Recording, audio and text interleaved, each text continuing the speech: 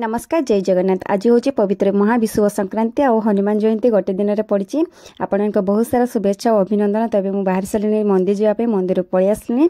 तो जेहेतु विषुव संक्रांति पणा ना तो जमा चलबनी, तो बनी नहीं बेलपणा। तापर प्रेसर बसई देसी खेचुड़ी, तापर आलू झोल करी। तापर ए भाजी नेबी मुझे काजू किसमिश सब मिसेक सब भाजी नेबी आमर खेचुड़ी पकड़ापी कि। तेरे देखो नाला नाला हवा उपर हो गला। भाजी नहीं खेचुड़ी पकई बहुत सुंदर बास्ना भी हुए।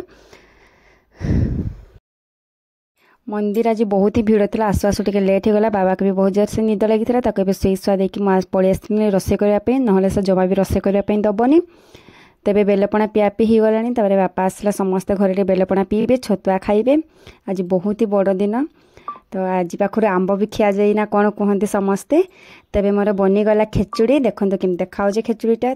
बाबा एबे उठी सारे देखो केमती बाग कर बाग टे देखो जमा भी उठबनी कूलू। एवं आलू सीझे टमाटो सीझे ये मीठा खेचुड़ी काढ़ी चीनी पकई आलू झोल बनई। आज मिनी ब्लॉग टी मुझे रखुची।